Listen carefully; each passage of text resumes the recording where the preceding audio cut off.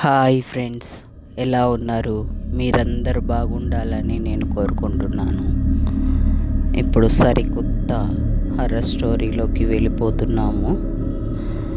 ఇంకొకటి ఫ్రెండ్స్, చిన్న రిక్వెస్ట్, మా ఛానల్ని సబ్స్క్రైబ్ చేసుకోకపోతే సబ్స్క్రైబ్ చేసుకోండి, లైక్ చేయండి. మీరు చేసే లైక్ నాకు చాలా వాల్యుబుల్ ఫ్రెండ్స్. నా ఛానల్కి ఎంతో సపోర్ట్ని ఇస్తుంది.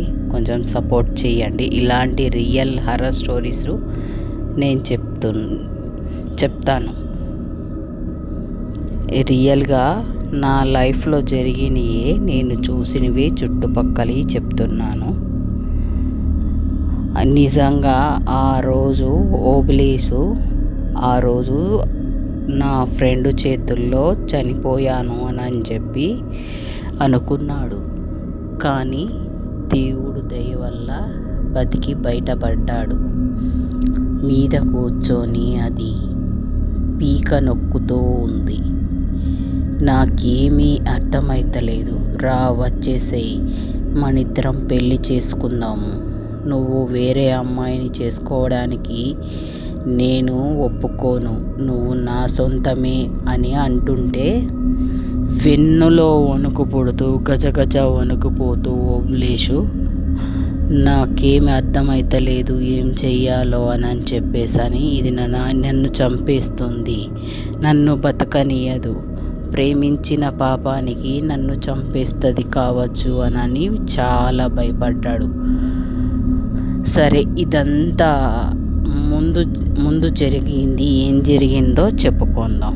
నేను ముందు చెప్పిన స్టోరీలో నా ఫ్రెండ్ కాల్చుకొని చనిపోయింది, పొల్లు కాల్చుకొని చనిపోయింది. అది ఎలా చనిపోయింది, ఏమిటి అని మాకెవ్వరికీ తెలియదు.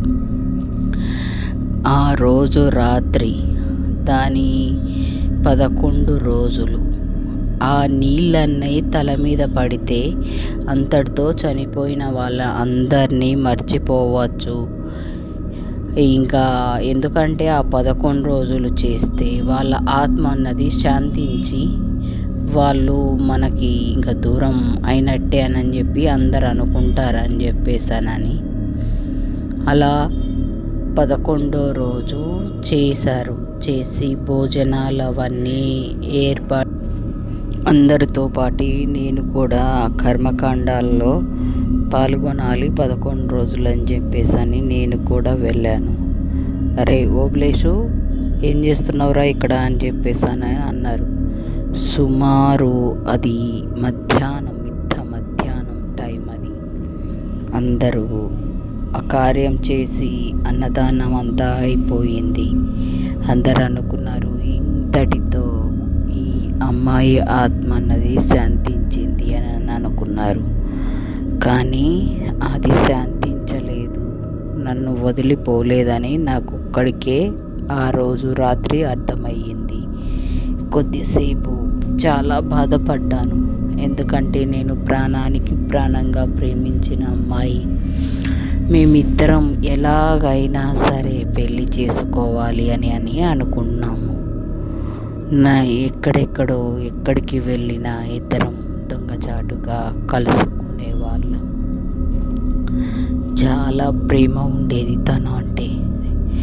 అయితే సుమారు 8 అవుతుంది ఆ రోజు రాత్రి. 8 గంటలకి నేను ఊరి చివర పొలం దగ్గరికి వెళ్ళి రాగా వస్తూ ఉంటే ఎందుకో నాకు అనీజీగా అనిపించింది. వస్తూ ఉంటే ఉన్నట్టు చెట్లు నుంచి చల్లని గాలి నా వైపు తాకుతూ ఉంది. ఏమైతుందో ఏమీ అర్థం కాలేదు. వర్షం పడేటట్టుగా ఉందా అని ఆకాశం వైపు చూశాను. కానీ ఆకాశం మామూలుగానే ఉంది. ఇంకా కొద్దిసేపు నడుచుకుంటూ ఊరి పొలిమేరు వరకు వచ్చాను. వస్తే నా వెనకాలే ఎవరో వచ్చినట్టు అనిపించింది. సరేలే, ఇదంతా తను చనిపోయింది కదా, ఆ ఆలోచనలోనే ఉన్నాను నేను. అందుకే నాకు ఇలా అనిపిస్తుంది కావచ్చు అని అనుకుంటూ నాకు నేనే సర్ది చెప్పుకుంటూ మెల్లగా నడుచుకుంటూ వచ్చేసాను. ఇంటికి వచ్చి మా అత్త వాళ్ళ ఇంట్లోనే ఉన్నాను. మా అమ్మ వాళ్ళు చెన్నైలో ఉన్నారు.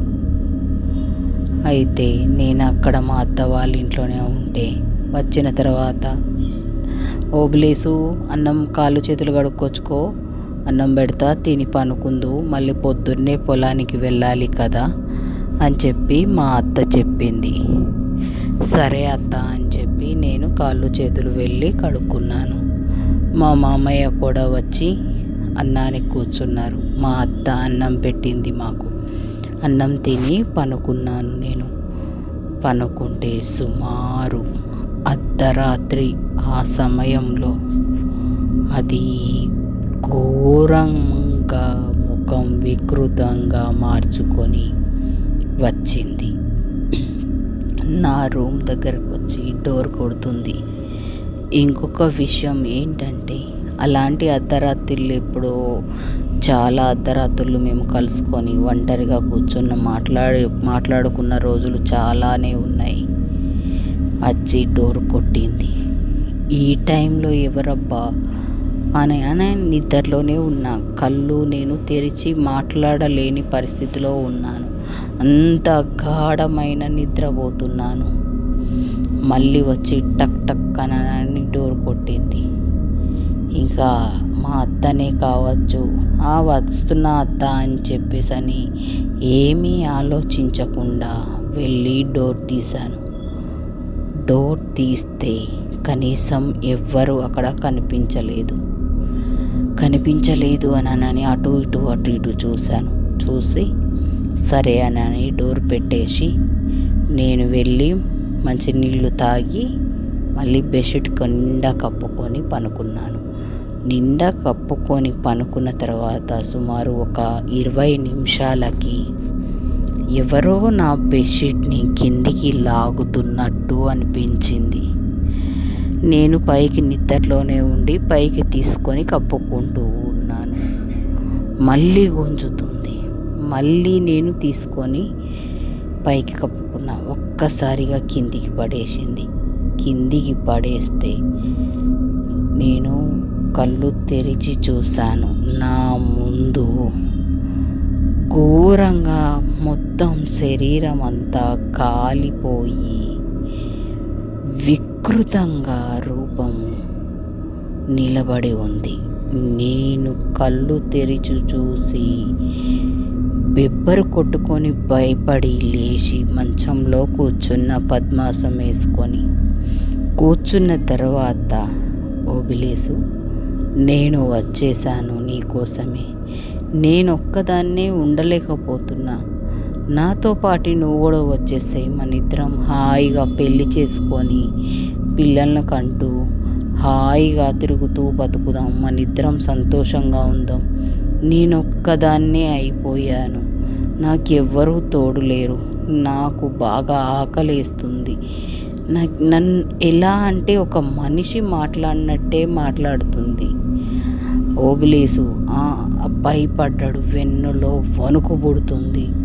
భయాన్ని అంతా కంట్రోల్ చేసుకొని, అంకమ్మ నువ్వు చనిపోయావు కదా, ఎలా వచ్చావు, ఏమైంది అసలు? మండుతుంది ఓబులేసు నాకు బాగా. నాకు నీతోటి జీవితం చాలా ఊహించుకున్నాను. ఇలా జరుగుతుంది అని అనుకోలేదు. ఎందుకు నువ్వు సూసైడ్ చేసుకున్నావు అని అడిగాను నేను. మా మేనత్త వల్లనే నేను సూసైడ్ చేసుకున్నాను. నాతోటి ఆ రోజు బాగా గొడవ పెట్టుకుంది అని చెప్పింది. ఆ గొడవలో నాకు కోపం వచ్చి నీ విషయంలోనే నన్ను కలిపి అనేసరికి తట్టుకోలేకపోయినా. నన్నన్నా నేను తట్టుకునేదాన్ని. నిన్ననేసరికి నేను తట్టుకోలేక వెళ్ళి కిరోసిన్ పోసుకొని తగలబెట్టుకున్నాను. సరే చచ్చిపోతే చచ్చిపోయినావు, కానీ ఇప్పుడు నన్నెందుకు చంపాలి అని అనుకుంటున్నావు? నన్నెందుకు నీతోటి రా అని చెప్పి పిలుస్తున్నావు అని అడిగాడు ఓబులేసు. నేనంటే నీకు ఇష్టం లేదా అంటే ఇష్టమే. నువ్వంటే కూడా నాకు ఇష్టమే. నేను అర్ధాంతరంగా చనిపోయాను కదా, నాకెవరూ తోడు లేరు, నాకు నువ్వు తోడొస్తావా అని అడిగింది. కదలలేని పరిస్థితి, కనీసం అరుద్దాము అని అంటే నోట్లోకి వెళ్ళి మాట కూడా బయటకు వస్తలేదు. ఎంత మొత్తుకున్నా. పక్క రూమ్లోనే వాళ్ళ మామయ్య అత్తమ్మ ఇద్దరు పనుకొని ఉన్నారు. వాళ్ళకి కనీసం ఈయన ఆ సౌండ్ కూడా వస్తలేదు. ఇలా కాదు అని చెప్పేసని ఓపిక తన ధైర్యాన్ని అంతా మూటగట్టుకొని భీకరంగా మొత్తుకునేసరికి ఆ పక్క రూమ్లోనే వాళ్ళ అత్త, మేనమామ పనుకొని ఉన్నారు. గబగబా వచ్చి డోర్ కొడితే గొల్లెం, అది పాత ఇల్లులు కదా, గట్టిగా దొబ్బేసరికి వచ్చేసింది. లోపలికి వచ్చి చూస్తే బిగుసుకుపోయి పైకి ఇలా చూస్తూనే ఉన్నాడు కళ్ళు తెరుచుకొని. అరే ఏమైంది పిల్లగాడికి ఇట్లా చేస్తాడు అని చెప్పి మా అత్తయ్య మామయ్య ఇద్దరు అనుకుంటున్నారు. నాకు ఆ మాటలు వినిపిస్తున్నాయి కానీ నేను కదలలేకపోతున్నా. నా కళ్ళ ఎదుటనే సగం కాలిన శరీరంతో వికృతంగా తన రూపాన్ని మార్చుకొని నా ఎదురుగానే నిలబడ్డది తను. ఇలా కాదు, నేనేం చెయ్యాలి, నాకేం సొల్యూషన్ ఏం అర్థమవుతలేదు అని ఎలాగోలా ఓపిక తెచ్చుకొని లేచి కూర్చోవాలని ప్రయత్నిస్తున్నా. మా అత్త వాళ్ళు ఎంత పిలిచినా కూడా నేను పలుకుతలేను.